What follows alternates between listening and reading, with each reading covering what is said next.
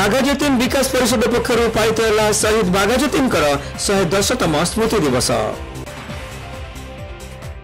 बाघाजतीन विकास परिषद पक्षर शहीद बाघाजतीन 110तम स्मृति दिवस चषाखंड देशुआ पोखरी पालित हो जाइछि। सदर विधायक मानस दत्त मुख्य अतिथि भाव जोगदे परिषदर पताका को उत्तोलन करने सहित शहीद बाघाजतीन प्रतिमूर्ति में माल्यार्पण कर कार्यक्रम को शुभारंभ करथिले। खाली अहिंसा आंदोलन में आम देश स्वाधीन होई नथिला। वीर बाघाजतीन भली बहु वीर पुरुषंकर बलिदान देश स्वाधीनता अच्छी बोली विधायक श्री दत्त कहते। बालेश्वर सहर मध्य वीर बाघाजतीन गोटे पूर्णायब प्रतिमूर्तिर आवश्यकता रही एवं खूब शीघ्र सरकार आलोचना कर सहर मध्य गोटे पूर्णायब प्रतिमूर्ति स्थापन करा जिवो बोली विधायक श्री दत्त प्रकाश करथिले।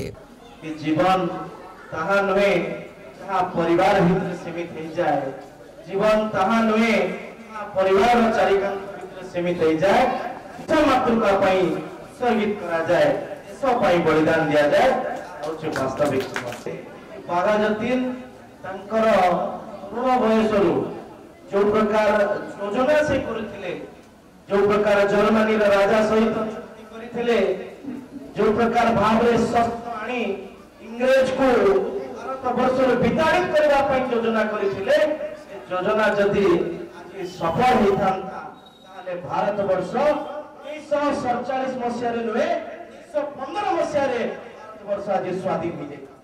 ये थिले वीर बाघाजतीन।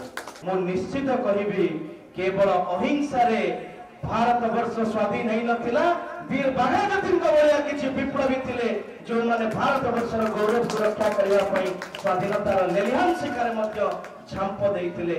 तेणु आसंतु तांकर ये संकल्प को, तांकर ये वीर गाथा को आमे जीवन रो मार्गदर्शिका रे अनुप्राणित हेबा। इथे सिना मूर्ति अछि, जेल भीतर तांकर स्मृति अछि, बारवाटी रे स्मृति अछि, किंतु बालेश्वर शहर जोठी नित प्रतिदिन हजार हजार लोक आसुचंती बाघाजतीन दीर्घ स्वाधीनतार 75 वर्ष भितर भी गोटे पूर्ण अभावर मूर्ति नहीं। कमिटी तरफ निवेदन करा जायतिला, मु आज तांको कागज देकी जीवी ओडिशा सरकार बाघाजतीन पूर्ण अभावर मूर्ति पाई अनुमोदन करिसंती कि आमे आसंता वर्ष को जते बेले बाघाजतीन पीठ को कलिकता रु रक्त तीर्थ यात्री माने आसीबे, से केवल बारवाटी रे जेल रे आ केवल देशवा पोखरे नुहे से पूर्ण अभयवर मूर्ति रे भी तांको श्रद्धांजलि ज्ञापन करके जिबे। राज्य महिला कमिशन अध्यक्षा शोभना महांती मुख्य वक्ता भाव जोगदे समस्ते सहयोग करिले शहीद बाघाजतीन स्मृति थिबा ए देशुआ पोखरी पीठ को आहुरी सुंदर करा जाय परिबो बोली से तांको वक्तव्य रे कहिथिले। बाघाजतीन तांकर पिला दिनरो जो प्रकार गोटे बाघ को कटुरी रे हत्या करी तांकर नामकरण होइला बाघाजतीन, किंतु तांकर प्रकृतर नाम होचु जतीन्द्र मुखर्जी। सेई साथी मानक सहित तांकर जो विप्लव गाथा एवं जो जने अग्नि शिक्षार व्यक्तित्व एवं असाधारण व्यक्तित्व अगाध उद्यम जातीयान भाव सेठी देखिबा को मिलिथिला जे सतरे भारत वर्ष को जदि के स्वाधीनता देथिले सेही विप्लवी माने तांको भितर बाजीराउत होंतु, जयराजगुरु होंतु एवं बाघाजतीन होंतु, महिला हिसाब रे माधवीलता चौधरी होंतु, मालतीलता चौधरी होंतु, माधवीलता राय होंतु, एमिति कुंतला कुमारी सावत होंतु, केते महिला स्वाधीनता को आनिबा पई बहुत चेष्टा करछे।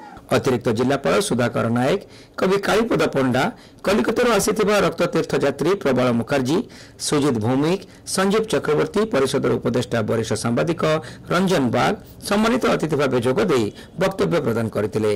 परिषदर कार्यकारी सभापति गोपीनाथ सतपथी एही स्मृति सभारे सभापतित्व करथिले। संपादक सर्वेश्वर महांती संपादक विवरणी पाठ करथिबा बेले परिषदर उपदेष्टा वरिष्ठ सांबादिक विप्लव कुमार महांती शेषरे समस्त को धन्यवाद अर्पण करथिले। परिषद पक्षर पूर्व आयोजित होइतिबा विभिन्न प्रकार प्रतियोगिता रे कृति प्रतियोगी मानको अतिथि माने पुरस्कृत करथिले। सरपंच बबीता भूया, सुदर्शन भूया, कोषाध्यक्ष अजित कुमार बराल, शरत राउत, श्रीकांत बुगुड़ाई, श्रीकांत बाग, सुदर्शन बेहेरा पुरस्कार वितरण कार्यक्रम को परिचालना करिबारे सक्रिय सहयोग करथिले।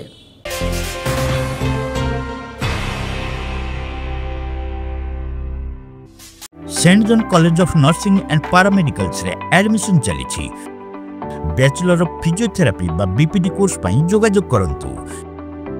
Saint John college of nursing and paramedicals, mission compound, Baleshwar.